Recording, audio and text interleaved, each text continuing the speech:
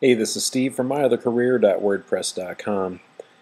Today's video I'm shooting on my MacBook with its iSight camera. I haven't done this, I think, ever in the 4 years I've had this laptop, so the audio levels or the picture quality is a little off. I apologize in advance. This video I wanted to talk or really kind of reflect on my entry for the second round of the Creative Screenwriting Cyberspace Open.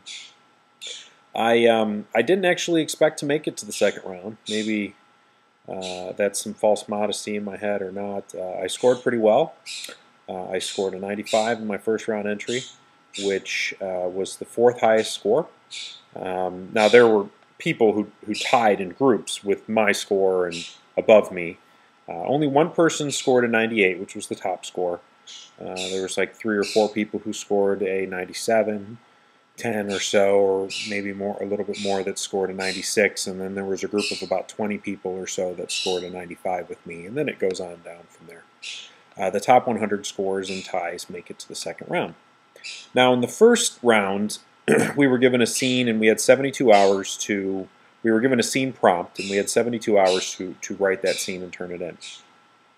The second round was a similar premise. We're given a scene prompt, and but this time we only have 24 hours. This was probably the hardest thing I've ever had to write. Up till this, I've written complete screenplays. You've got the entire screenplay to plan out. You know the characters ahead of time. Important scenes or sequences. You have the entire screenplay or length of time to build up to it, whether it's the end of Act 1, the midpoint, or the end of Act 2, or the end of the film. You've got all this time to build up to those points. Well, the prompt for the second round basically was one of those major beats in the screenplay. It was, an event that could take place at the end of your first act, or in the middle of your movie, or the end of your second act, or depending on how you structured it, the end of the film in general. And you'll have had a plethora of pages to build up to it, to lay the groundwork for it, so when this moment occurs, it's very significant. But in this in this contest, we only had 3 to 5 pages to do it. I don't have any of that background stuff to introduce it, so it was very difficult to come up with something that addressed the scene prompt in a way that you didn't need a plethora of background for it to have an impact, and that was a really hard thing to do. The scene prompt basically was you have your main character, and someone in his inner circle betrays him. And this scene or sequence is when he confronts that person. The only thing that your hero has to his advantage is that person doesn't know that the hero is aware they've double-crossed him. My bird is going nuts. And that was tough, so I did a lot of brainstorming, and like I posted on the blog, I came up with an idea that deals with a campaign manager who's double-crossed by the person whose campaign they're managing. They promised to pass a certain bill, and the campaign manager has found out that that legislator has reneged and has killed that effective bill. Now, in real life, that's not necessarily 100% accurate on how it would work. My wife is actually kind of an expert on the workings of DC, and I had to take some creative liberties with that kind of stuff. She's like, well, it won't work out this way. And I'm like, well, for the purposes of the screenplay, that's how it works. But it was very, it was a tough scene to write, because I have to make the reasoning for the hero and the reasoning for I guess what in effect is the villain, not necessarily transparent, but very quick and easy to grasp onto. So, I tried to structure a scene around that. I attacked it from a very similar standpoint that I did in my first round entry. I had a prologue or a setup, which lasts about a half a page, the actual conversation or sequence, which lasted about 3 pages, and then a prologue, which lasts about half a page. I wanted to keep it at 4 pages because I felt like, knowing my writing style, if I used up all 5 pages, that conversation would get too winded. That may or may not backfire on me. Maybe I could have used that extra page to make the conversation longer, but the more I wrote the scene, the more I realized that extra page and extra dialogue I had was kind of ruining the pacing and slowing it down. So I made a choice to keep it at 4. you know, who knows what hurt. I managed to read a lot of entries of people who entered in the first round who posted it to their, you know, writing blogs like I have.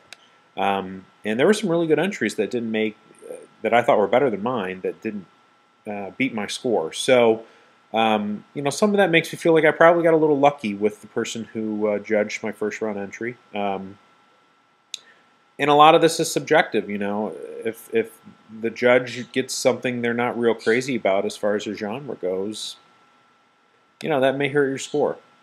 You know, maybe the person who reads the second round actually absolutely hates political thrillers, and they'll, you know, rank, you know, score me at 70. I don't know.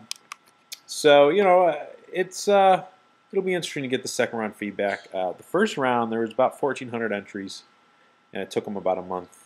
They actually released the scores about 4 days before the second round started. We've been promised the second round scores will be posted by Friday, which is about 6 days after we had to enter them. So 5 days or so.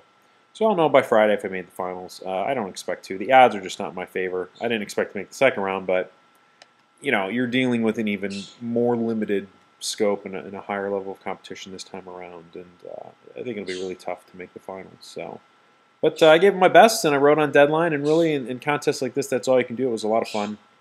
I'm glad I entered. It was a good experience. I think, like my friend Riley said, any excuse to get you in front of the keyboard and writing is a good excuse.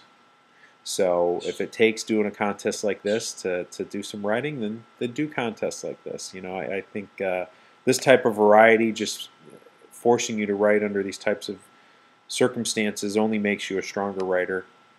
It forces you to think ways you're probably not used to, under stress that you're not used to operating under, and it teaches you a lot about yourself as a writer. I want to do a quick thanks to my friend Chris and my friend Ashley. They're both in my blog role. Chris has the Destiny McLeod blog, and Ashley writes the Ashley Miller blog. Both of them provided me, you know, a read through and some feedback, and that helped me make some changes and turn it into a better script. So special shout out to both of them, and I appreciate them taking some time out of their day to give it a quick read and give me some thoughts and feedback. And they told me exactly what I was looking for, you know, what was failing, what wasn't working, and hopefully I addressed their concerns, and all in all turned it into something better than it was before they read it. So until next time, this is Steve from eithercareer.wordpress.com. Keep writing.